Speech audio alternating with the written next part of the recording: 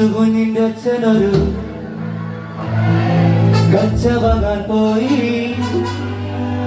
കൊച്ചിയിലെ കൊച്ചരയിൽ തോണി മുങ്ങിപ്പോയി.